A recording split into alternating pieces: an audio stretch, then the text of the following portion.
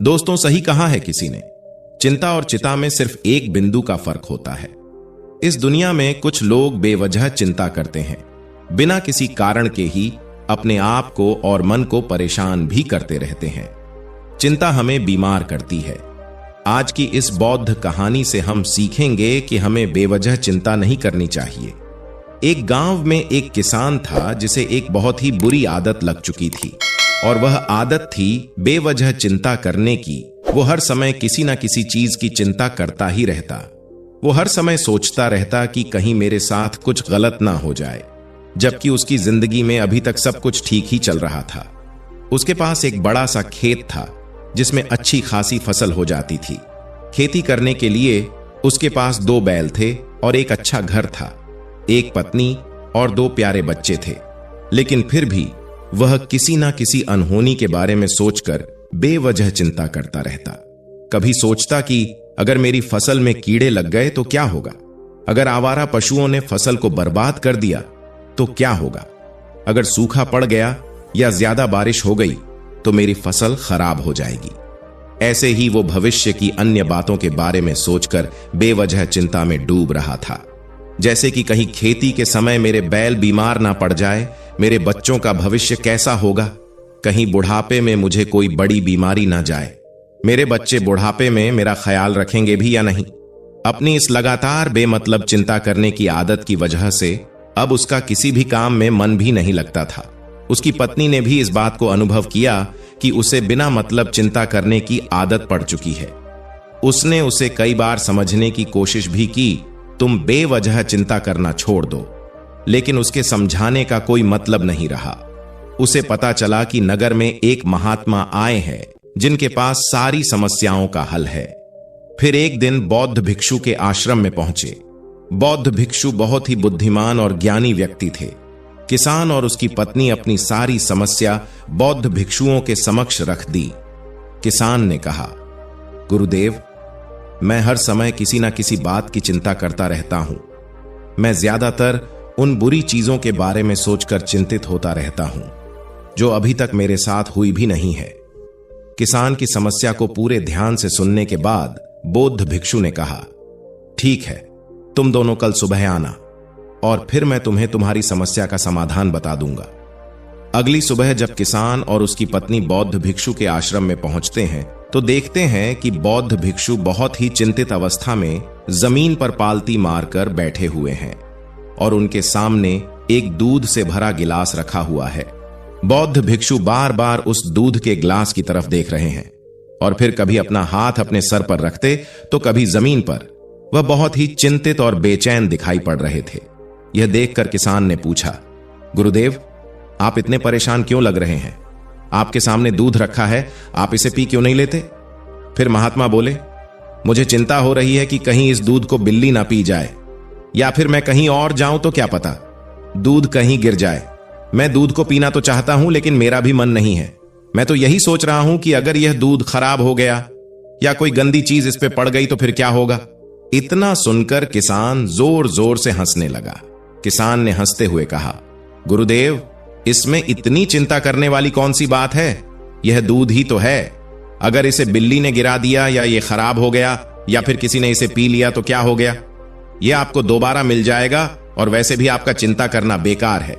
ना तो अभी इसे बिल्ली ने गिराया है, ना ही खराब हुआ है और ना ही अभी इसे किसी ने पिया है, और हो सकता है कि भविष्य में ऐसा हो भी ना। किसान के मुंह से यह बात बौद्ध भिक्षु मुस्कुराए और बोले, बेटा, मैं भी तो तुम्हें ही यही समझने का प्रयास कर रहा हूं कि भविष्य की उन घटनाओं की चिंता करना व्यर्थ है जो अभी हमारे साथ हुई ही नहीं और बहुत बड़ी संभावना है कि वो कभी होगी भी नहीं, और अगर हो भी गई तो जिस चीज को तुम एक बार हासिल कर सकते हो उसे तुम दोबारा भी हासिल कर सकते हो, और अगर नहीं कर पाए तो कोई बात नहीं, क्योंकि समस्याओं के आने के साथ ही उन समस्याओं का सामना करने की हिम्मत भी अपने आप ही आ जाती है। ये बातें सुनने के बाद किसान को लगा जैसे किसी ने उसके गाल पर एक थप्पड़ मारकर उसे नींद से जगा दिया हो। उसे महसूस हुआ कि वो भी तो यही गलती कर रहा है। वो भी तो भविष्य की उन घटनाओं के बारे में सोचकर चिंतित हो रहा है जो अभी तक घटी ही नहीं और शायद कभी घटेगी की नहीं। वो और फिर बौद्ध भिक्षु के चरणों में गिरा और कहने लगा, गुरुदेव, इतनी आसानी से मुझे मेरी गलती का एहसास करवाने के लिए आपका बहुत बहुत धन्यवाद। और मैं आज से पूरा प्रयास करूंगा। मैं बेवजह चिंता करना बंद कर दूंगा। दोस्तों, एक लोकप्रिय कहावत है, अगर तुम चल रहे हो तो सिर्फ चलो, अगर तुम खा रहे हो तो सिर्फ खाओ, लेकिन एक समय में सिर्फ एक ही काम करो, चिंता ना करो। इस लोकप्रिय कहावत के अर्थ ने मुझे हैरान कर दिया था। और सच कहूं तो मुझे ऐसा लगता है कि कहावत के अर्थ में ही वो राज छुपा है, जिसे अगर किसी ने अच्छे से समझ लिया और अपने जीवन में उतार लिया तो वो चिंता के बंधन से ही हमेशा हमेशा के लिए मुक्त हो जाएगा।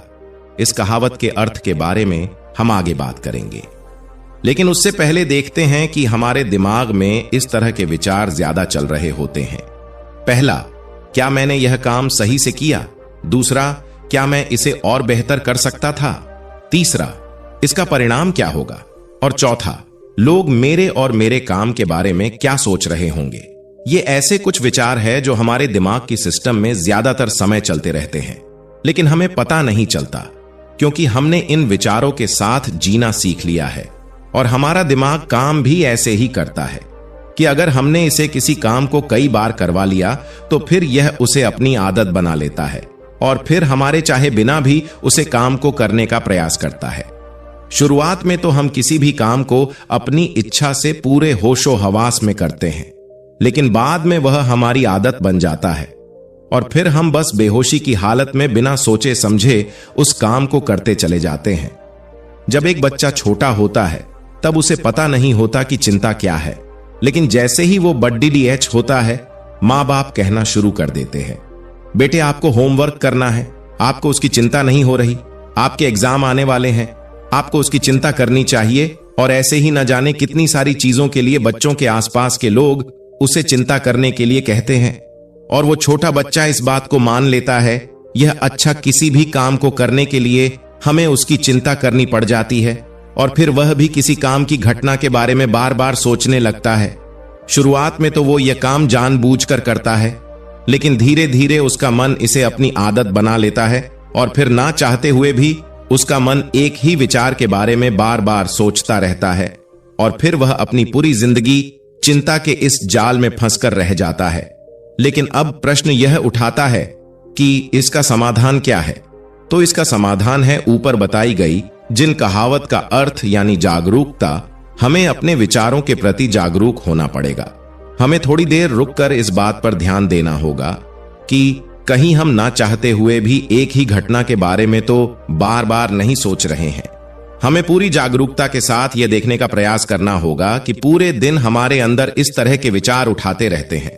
अब आप पूछ सकते हैं, केवल जागरूकता क्या करेगी?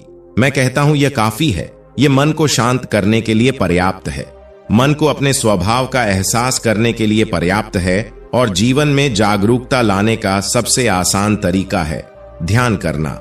ध्यान करने के दौरान अपने विचारों पर ध्यान देना, और जब आप पूरी जागरूकता के साथ अपने विचारों पर ध्यान देना शुरू कर देंगे, तब आप पाएंगे कि आपके मन में चलने वाले गैर जरूरी विचार एक एक करके अपने आप ही गायब होना शुरू हो जाएंगे। धन्यवाद।